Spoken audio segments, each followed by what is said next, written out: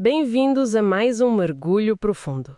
Hoje vamos dar uma olhada na mensagem à igreja de Esmirna. É uma das 7 cartas do Apocalipse, ali no capítulo 2. Exato. Apocalipse 2, versículos 8 a 11. Temos uma análise interessante que explora tanto a história como a teologia por trás desta carta. E a nossa ideia aqui é tentar perceber a essência desta mensagem, não é? Uma comunidade que, olha, é elogiada pela fidelidade no meio de muita tribulação, muita pobreza e sem críticas. Nenhuma crítica. E isso é raro no Apocalipse. Exatamente. Queremos perceber o que era isto de ser rico aos olhos de Cristo, mesmo quando não se tinha nada materialmente falando. O que é que torna Esmirna tão especial? É uma das 2 únicas igrejas, acho que a outra é Filadélfia, sem repreensão. E até o nome, Esmirna, significa mirra. Pois, a mirra, aquela resina usada para embalsamar, não é? Que se extrai esmagando a planta. Sim. Que imagem tão forte para o que eles passaram. Uma comunidade esmagada que exalava fidelidade. É uma metáfora potente, sem dúvida. E o mais fascinante é o contraste. Esmirna, a cidade, era rica, próspera, um centro comercial importante ali na costa do Egeu. Chamavam-lhe a coroa da Ásia, certo? Isso mesmo. Rica, orgulhosa, bonita. E com uma história curiosa de morte e ressurgição cívica. Foi destruída e depois reconstruída de forma grandiosa. E Cristo usa isso na carta. Exatamente. Ele apresenta-se como o primeiro e o último que esteve morto e tornou a viver. Ele pega na história da cidade. E liga a identidade dele e à experiência da igreja. Perseverar no sofrimento para a vida. Faz todo o sentido. Todo o sentido. É uma ligação brilhante. Mas, então, esta igreja vivia nesta cidade rica, mas era pobre. O que é que as fontes sugerem sobre a causa dessa pobreza? Bem, quase certeza que era o preço da fidelidade deles. Como assim? Viver em Esmirna implicava certas coisas. Havia o culto imperial. Queimar incenso a César, declarar César é senhor? Precisamente. Recusar isso era um problema sério, político e religioso. E depois havia as guildas, as associações comerciais. Que eram pagães, imagino. Exato. E provavelmente os cristãos não participavam nestas práticas, nestas guildas. Isso significava exclusão económica, social. Ficar de fora. Daí a pobreza material. Sim, eram pobres aos olhos do mundo, mas Cristo diz, tu és rico. A riqueza espiritual da lealdade deles. E a perseguição era só económica ou ia mais além? Ia mais além. Era intensa. Vinha, como disseste, do culto imperial que era fortíssimo em Esmirna. Rejeitar César, afirmar Jesus é Senhor, isso era subversão. Era visto como ateísmo pelos romanos. Porque negavam os deuses deles? A 7. E depois havia a hostilidade local.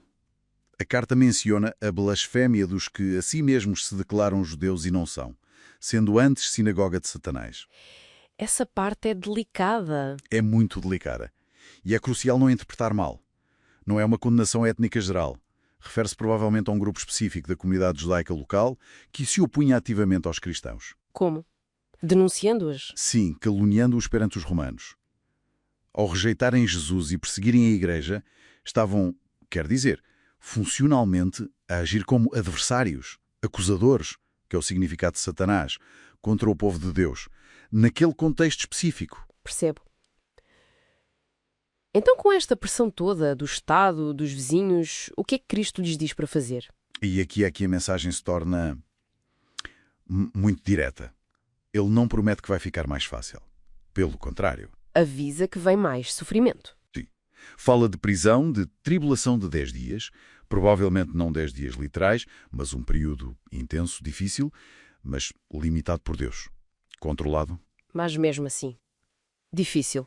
Muito. Mas a ordem principal é, não temas. E o apelo é claro, ser fiel até à morte. A fasquia é alta. É perseverança total. Mesmo que custe a vida. Mesmo que custe a vida. E para quem aguentasse, para o vencedor, qual era a promessa? 2 coisas incríveis. Primeiro, a coroa da vida. E atenção, não é uma coroa de realeza, um diadema. É a outra, a dos atletas. Exato. A Stéfanos, a grinalda de louros do vencedor. Simboliza a vitória conquistada na luta e a vida eterna como prémio. Que forte. E a segunda? A segunda é a segurança contra a segunda morte. Eles podiam enfrentar a morte física, a primeira morte. Pelos perseguidores. Sim, mas estariam livres do juízo final, da separação eterna de Deus, que é a segunda morte. O poder dos inimigos tem um limite. Isto não ficou só no papel, pois não.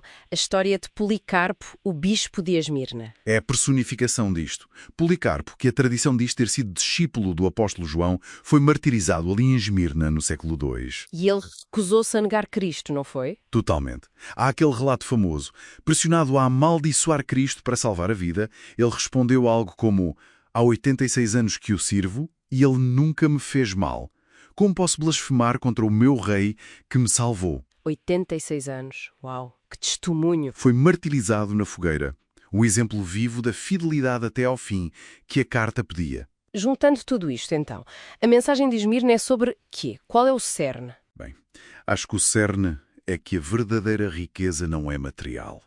É espiritual. É fidelidade, integridade, perseverança.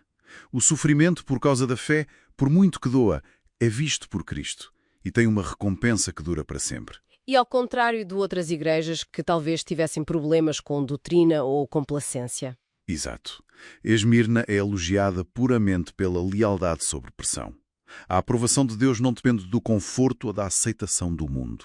Portanto, o que levamos disto? Esmirna desafia a nossa forma de medir o valor, o sucesso. Mostra que ser fiel pode ter um custo bem real. Pode ter físico, social, económico. A coroa da vida não é para quem evita a dificuldade, mas para quem passa por ela de olhos postos na eternidade. Deixamos a pensar. Deixa. E talvez uma questão para refletirmos. Hoje em dia, para além da perseguição física óbvia que ainda existe em muitos sítios, que outras pressões mais subtis, culturais, ideológicas, tipo cultos imperiais modernos, exigem de nós uma fidelidade parecida com a da Esmirna? E como é que nós avaliamos a nossa própria riqueza, numa ótica que valorize mais o eterno do que o passageiro?